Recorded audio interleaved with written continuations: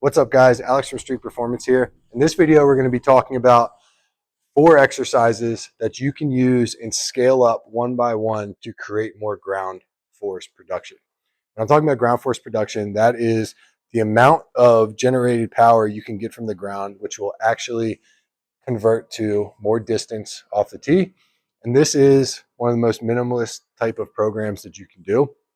In the last video, I talked about the 5-minute daily streak of walking lunges and how that creates more ground force power and fixes a lot of things for you.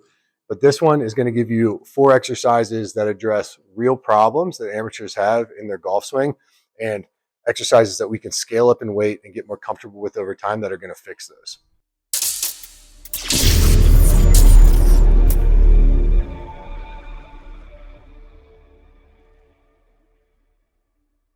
The first one, and I'm going to explain this in terms of percentages with tour pros and amateurs. When a tour pro swings, when they transfer their weight, 67% of that weight goes onto their front foot. Now, this means that they are actively transferring all of the weight that they have and the speed through their body to their front foot through the follow through, and that's going to create more speed and more distance. When an amateur swings, they're only transferring 40 to 45%. And they're leaving a lot on the table. Every 10% equals like 5 to 10 yards. Now, a really great way to practice this is a lateral jump with band resistance.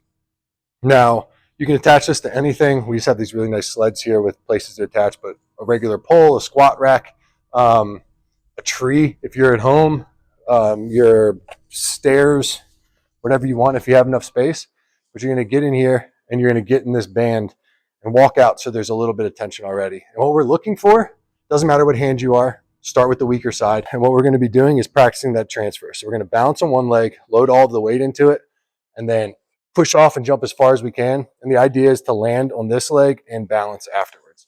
The push off's all that really matters, but working on balance and core stability and all that kind of stuff that you'll get from landing and balancing is really important too. So here, jump, land, balance. And you're not going to be perfect, especially not with the weight leg that you're normally pushing off on. We'll do 10 reps here. And my goal is to make every 10 rep look like that. So if I can get to 10, then I'll move up in weight on the band. After you're done one side, you come to the other side, load, explode, and land. So as you can tell, I'm right-handed, so I'm used to pushing off of my right foot. I generate a lot more power. You want to do it on both sides so you don't create an imbalance. On the golf course, we obviously swing one way the whole time. This will help even those things out. But here, press, walk back, load, explode, load, explode. And by getting that, you are programming into your brain and your body that you're more comfortable transferring weight through the swing. And that's just going to create so much more awareness. And you're not even have to think about it when you swing. It's just naturally going to make you better at that transfer and generating more power through the golf ball.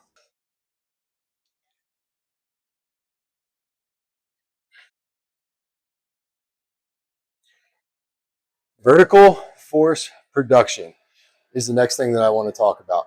Long drivers, so the people who hit the ball the farthest in golf, period, they transfer or they're able to generate vertical force that is equal to 2 to 3 times their body weight.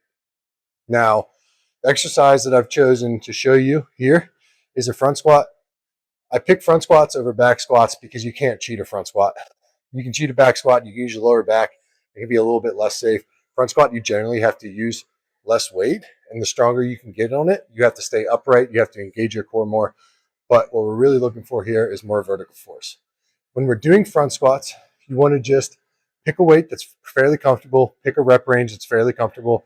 So it could be 8 to 10 reps. If you can do 10 reps with a weight, next week, raise it up a little bit and get a little bit stronger. Before you know it, months down the road, weeks down the road, you could be generating that much power from the ground, from your front squat, having that much vertical force being transferred. And in doing so, your drive is going to go up. And if you do it with all the other programming that we have in this video, so just 4 exercises, you're going to be able to absolutely crush it. If weights isn't something that you want to do, then that's not a big deal. There are things like resistance bands that you can do at home. Heavy bands are nice because you can get into them. You can go ahead and do a front squat or a squat like this, where you have this, keep the same form, and then get more force. You can stack bands on top of each other and get stronger week to week the same way. You'll get the same kind of results as you would with normal weights. The next factor that we want to look at when being able to hit the ball farther, get better at golf, and just have more power is going to be explosive force. A great way to test this is a box jump. Now, this is something that you'll see PGA Tour players do, but it's something that you can easily progress. If you don't have much of a vertical jump right now, we can start with lower boxes and then jump to them. And as you're able to create more explosive power, you're able to jump higher. And it's infinitely scalable to a point where, like, we can put another box on top of this. We can put something else. You could hold 5-pound weights in your hands, and you can keep scaling this up so you can keep gaining more power. The cool thing with a lot of these exercises is you really don't have a ceiling to where you can get more weight and more scalability. And the more comfortable you get, the more aware you get with your body, the more of these like factors that go into a golf swing that you can get to the maximum level, the farther you can keep going to hit the ball. Now, with this, I highly recommend standing static, trying to bend at the waist, using your entire body to create force, and trying to land softly on the box. So, 1,